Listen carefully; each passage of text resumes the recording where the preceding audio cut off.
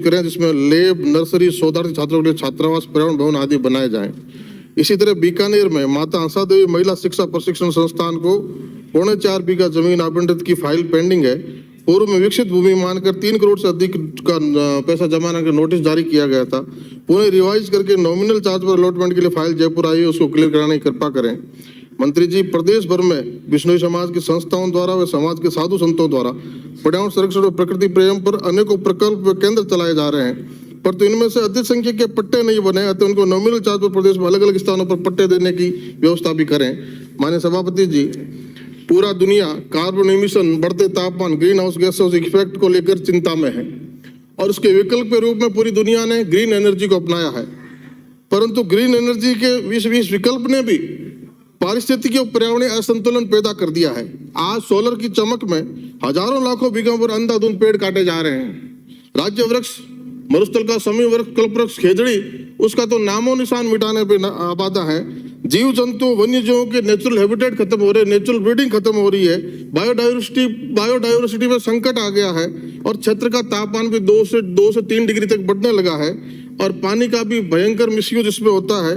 और इन क्षेत्रों में अपन आज की सैटेलाइट इमेज को और कुछ वर्ष पहले की सैटेलाइट इमेज को देखेंगे तो फ्लोरा और फौना पर कितना संकट पैदा हुआ स्पष्ट नजर आता है।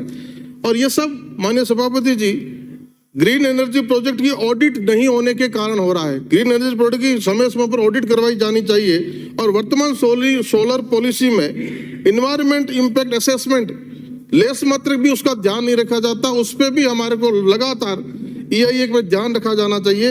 जितने पेड़ काटे उतने लगाने का प्रावधान है, उतने क्यों माननीय सभापति जी, मंत्री जी, 4 गुना पेड़ लगवाइए और 4 गुना बदलाव तभी होगा। और सोलर पॉलिसी में बदलाव करते कंपनी को दिए हुए क्षेत्र का 30% लगता हुआ क्षेत्र ग्रीन बेल्ट के रूप में विकसित करने का आदेश करिए और उस कंपनी को अपने CSR फंड से उसको डेवलप करने के लिए पाबंद करिए। ये उसमें पॉलिसी में संशोधन करिए। बड़े पेड़ों को काटने के बजाय उनको शिफ्ट करने की तकनीक आज आ गई है, तो उनको शिफ्ट करने का प्रयास करना चाहिए। और राज्य वृक्ष, खेजड़ी, कल्प वृक्ष, इसको उसकी कटाई पे बिल्कुल प्रतिबंध होना चाहिए और अन्य विकल्पों पर भी हमें चर्चा करनी चाहिए। जो सोलर प्लांट की जगह अगर विंड एनर्जी से काम चल सकता है तो 2 बीघा में 3 मेगावाट जैसा विंड एनर्जी का पावर लग सकता है। और IGNP जो उत्तर पश्चिमी राजस्थान में सैकड़ों किलोमीटर चलती है, तो IGNP के सोलर पैनल से कवर करके हम सौर ऊर्जा का उत्पादन कर सकते हैं और नहर का भी संरक्षण हो जाएगा, उसमें मिट्टी नहीं जाएगी, कचरा नहीं जाएगा। तो ये दोनों और गवर्नमेंट और प्राइवेट लैंड पर सोलर प्लांट लगाने से पहले उक्त जमीन पर पेड़ों की स्थिति, संख्या और संयंत्र के लेआउट बिना पेड़ काटे की मंजूरी भी वन विभाग से लेना अनिवार्य किया जाए, तब हम इस प्रकृति को, पर्यावरण को बचा पाएंगे। State highway, national highway, greenfield expressway, Bharatmala, इनके दोनों तरफ ग्रीन बेल्ट डेवलप करने के लिए जिस तरह के पौधे प्लांटेशन किए जाते हैं, जिस तरह के पेड़ लगाए जाते हैं, वो इस क्लाइमेट में सूट नहीं करते। तो इस पे भी एक नियम बना के खेजड़ी के वृक्ष लगाए जाएं जो हमारे क्लाइमेट को सूट भी करते हैं। और माननीय सभापति जी, नोखा में वन भूमि को अमृता वन बनाकर विकसित किया जाए। पूरी दुनिया माननीय सभापति 5 जून को पर्यावरण दिवस के रूप में मनाती है, मात्र इसलिए कि 1972 में एक सम्मेलन पर्यावरण की चिंता को लेकर UN में हुआ था। और आज हमारे बीच राजस्थान में जोधपुर का खेजड़ी गांव, जहां 363 नर नारियों ने पेड़ों के लिए सिर कटा दिए, ये कहते हुए कि सिर साटे रूख रहे तो भी सस्तो जान। और ये घटना भादवा सुदी 10वीं मंगलवार विक्रम संवत 1787 मतलब 21 सितंबर 1730 की घटना। क्यों ना सदन के नेता जिस जिले से आते हैं, जिस जिले की ये घटना है, दुनिया में जो नजीर बनी है, इस दिन को ये सदन एक प्रस्ताव पारित करे कि 21 सितंबर को विश्व पर्यावरण दिवस मनाया जाएगा और केंद्र सरकार उसकी UN में पैरवी करके इसको लागू करे, तो ये इस बलिदान को एक न्याय मिलने का काम होगा। साथ ही खेजड़ी को यूनेस्को की विश्व विरासत सूची में शामिल करने का प्रदेश स्तर पर वन विभाग प्रयास करे माननीय मंत्री जी, और इसको यूनेस्को की विश्व विरासत सूची में खेजड़ी को शामिल किया जाए।